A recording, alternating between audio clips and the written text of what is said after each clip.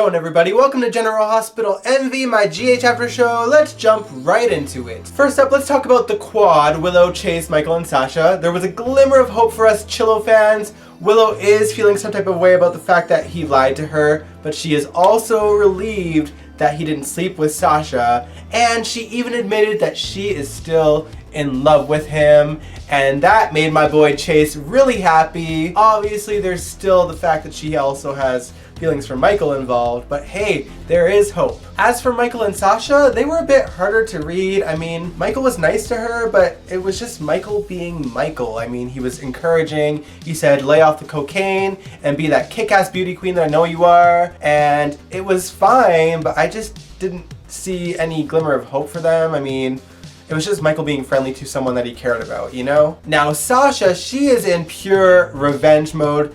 As soon as she's out of the hospital, she marches over to Cyrus's place and she's like, hey, why didn't you visit me in the hospital? I thought you cared about me. And Cyrus was very Cyrus about it, being like, oh, I thought you needed some space. Basically, Sasha made it seem like she was mad that he didn't visit her, but really she was there to try and track down the drugs that he gave her so that she could take them to the police and get him charged for, you know, drug trafficking. Brando didn't let her search the apartment though, because he was like, you know, you do not want to get involved in this. You do not want to be the one to try and take Cyrus down because you will get killed. And Brando's not wrong, but to be honest, I feel like Cyrus is going to come after her one way or the other anyway, because he even said that she's unpredictable. So I feel like most likely he'll try and take care of her. To Cyrus, Sasha is a wild card because she's an addict. I mean, it kind of seems like maybe this whole heart attack thing may have scared her off of the drugs completely, and with Michael being nice to her, she has a glimmer of hope to get things back to the way they were. I think it did scare her silly and that she's just trying to get revenge on Cyrus now. What do you guys think? Let me know in the comments below. Personally, I actually like this direction they're going with Sasha. This is the first time we're actually seeing her shine as a character on her own without being Michael's arm candy. It's kind of nice. Alright, now let's talk about another quad turned trio. Aw, rest in peace, Dev. Trina goes to Jocelyn and Cam and says that Cyrus told her that her father is alive, and Jocelyn and Cam decide to support her, and they all go into detective mode to see if it's true. The kids make their way to General Hospital, and Trina goes up to Epiphany to ask questions about her father, knowing that if anyone knew anything, it would be her. Meanwhile, Cameron goes onto his mother's laptop to try and pull Taggart's files. Epiphany is Epiphany, so she caught on pretty quickly that the kids were up to something, and she used her brain to figure out that they were looking into Taggart's files. She knows that they are on to the fact that Taggart might not be as dead as they think. Epiphany does run to Jordan and says that her plan is falling apart because the kids are starting to ask questions, and Jordan didn't even know that Taggart was back in town, nor did she know that he's being hidden by Sunny. So she's just angry at this point. This isn't going to end well for anyone. I mean, the kids didn't even tell their parents about this news that Taggart could possibly be alive, so Sunny can't protect them, and Taggart is stupid, so he's not going to stay hidden, so this is just going to end in disaster. I do want to mention that I think it was super cute that Curtis and Jordan celebrated their anniversary in their apartment, having a little Mexican siesta. I honestly think that they are a really adorable couple and that they have so much potential as a couple, but the writing just seems to fall flat. Like, they could be a power couple with better writing, but it's just like the investment for them is not there, but I think that they deserve it, honestly. Speaking of power couples though, I can't avoid this for forever. Jason and Sam, they broke up. I'm not surprised by it. The writing has been on the wall for a few weeks now, but man, was I pissed. Y'all know how I've felt about the writing for this couple since Jason came back to the show. It's been atrocious, and they just decided to end things this week. So while I don't want to get into it too much because I'm a little bit hurt, I will say that Kelly Monaco and Steve Burton acted brilliantly in those breakup scenes. Nah, just kidding. I will actually talk about it. Let's discuss. Jason, Sam, and Danny were having a game night, and when Danny goes upstairs to see Scout, Jason decides to tell Sam everything about Julian's involvement with the floating rib explosion and why he did it.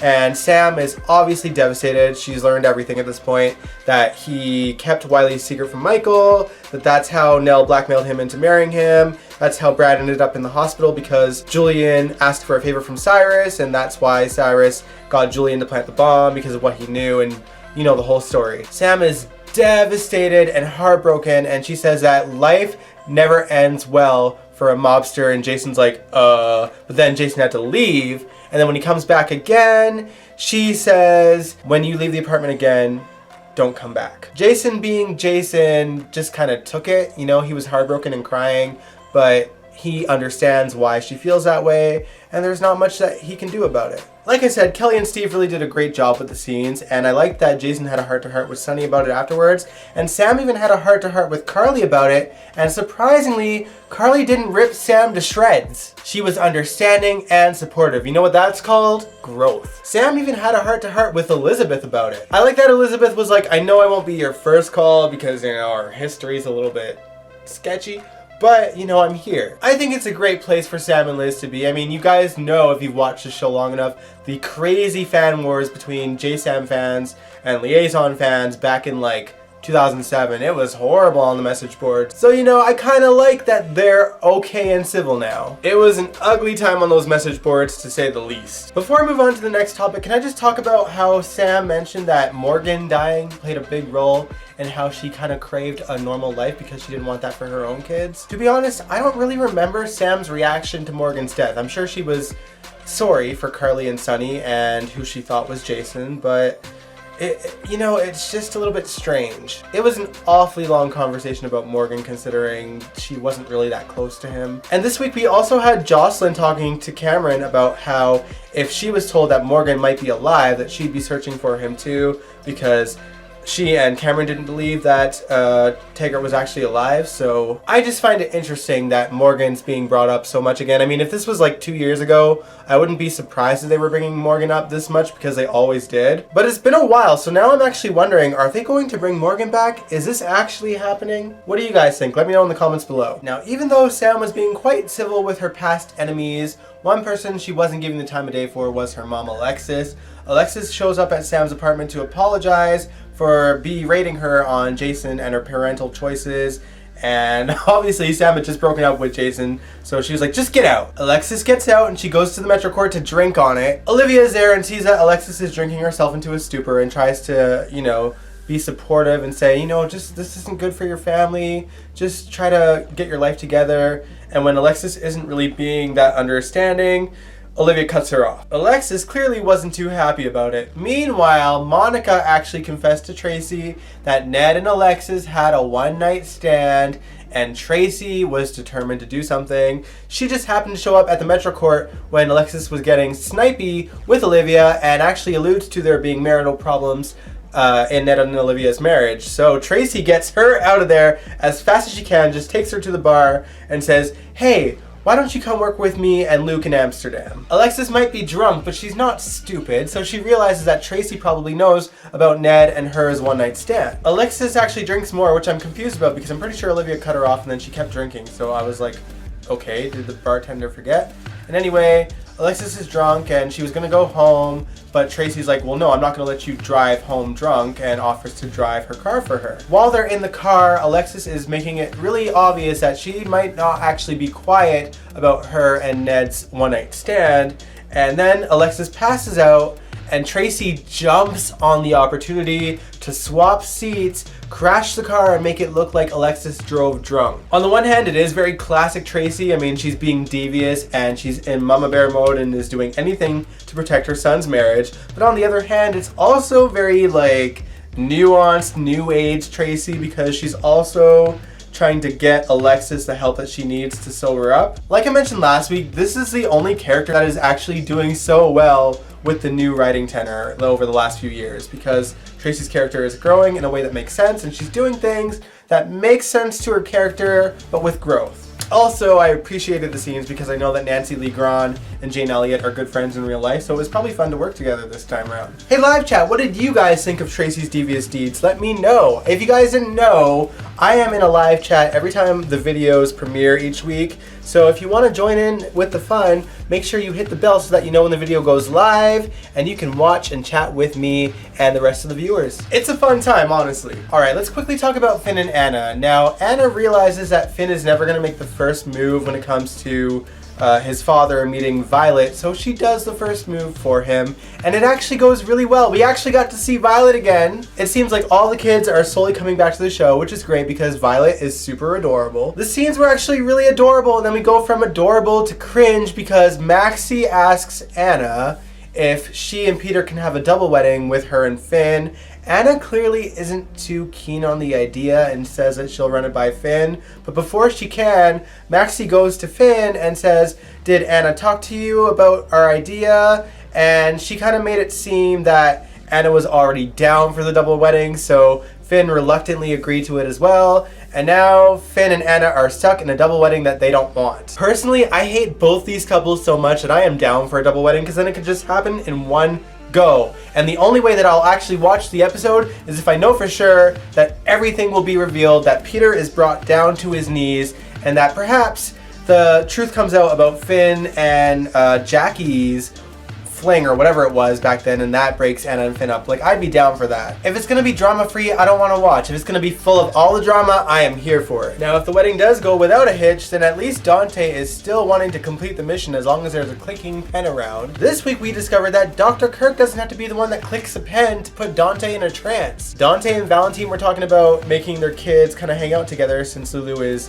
indisposed at the moment, and when Valentine clicks his pen to write his schedule out, Dante goes into a trance, and that freaks Valentine out. He doesn't really say anything to Dante, but he obviously doesn't want Charlotte around someone who is that out of his mind. He goes to Anna with his concerns and says, "Can you kind of just feel Dante out and see if he is okay?" Anna does meet up with Dante, but nothing seems out of the ordinary on her end. I mean, she didn't have a clicking pen, so she wouldn't have noticed. But obviously, Dante is grieving for Lulu right now, and of course he's not, 100%.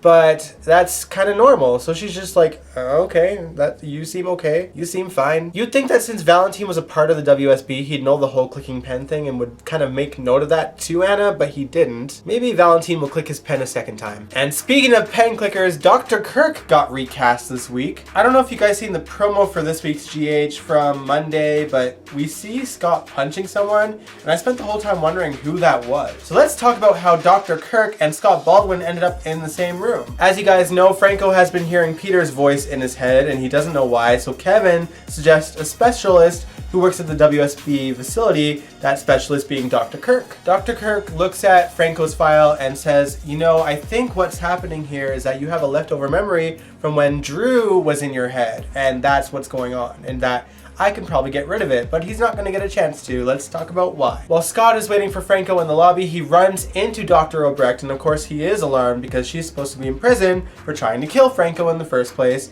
But when Franco comes out of the office, she explains to both of them that she was falsely accused and that she has been exonerated, but the person that framed her is still at large, and she needs to wait here until they can get enough evidence to bring that guy down. She wants them to keep it a secret. Scott is obviously reluctant to believe her, but Franco, is a little bit more willing to believe her, which is great because I thought that it was out of character for him to just believe that she would attempt to kill him. So Franco believing her now would be a good way to right that wrong. Dr. Kirk comes out of his office and invites Obrecht back in to boink her, and she turns him down, and he gets angry. He accuses her of using him to get her freedom, which is true, let's be honest. But he then threatens to call Anna and warn her about Obrecht and that she's coming after her and Peter, and Obrecht pulls a knife on him, but he gets a hold of the knife and then threatens Obrecht. That's when Scott Baldwin walks in and punches Dr. Kirk, and then he lands on the knife and dies. It'll be interesting to see if Dante actually completes the mission without his handler clicking a pen in his ear. Speaking of interesting stories, you guys know what story I find the most interesting at the moment, so let's talk about it. That one being Laura's history and connections with Cyrus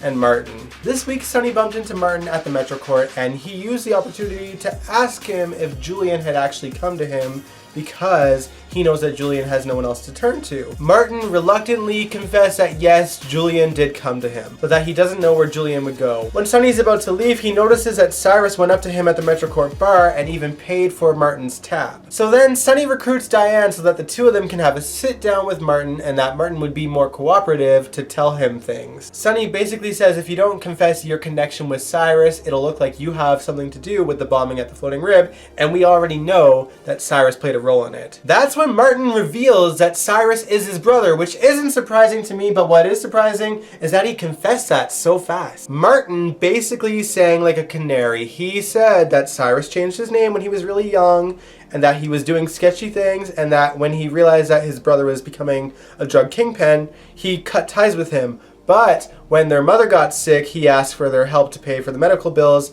and was willing to look past whatever Cyrus did. So obviously Florence Gray is her mother, and there's a pretty good chance that Gordon Gray, Laura's biological father, is their father. Yikes, I can't wait to see how Laura reacts to the fact that her biological brother is a drug kingpin that got her daughter stuck in a coma. Because this week, Laura was at a gun range practicing her shooting, and Cyrus happened to be there, and she was just like, "Oh, Cyrus, I was just thinking about you." I love how badass they're writing Laura right now. I'm seriously living for it. Cyrus was being pretty civil to Laura. He did offer his condolences again, even though it's just what he does when he's being a liar. But he mentions that he knows some good long-term facilities in Vermont, and that gets Laura's head turning. As you guys know, Curtis already came to Laura with the news that Florence Gray was the woman that was being taken care of in a long-term facility care. So now, since Cyrus mentioned Vermont to Laura, she brings that information to Curtis, and they now have a lead on where Florence is. Now, to finish things off, let's talk about Julian Jerome. Yep, he's still around. He didn't go very far, even though he took all of Martin's money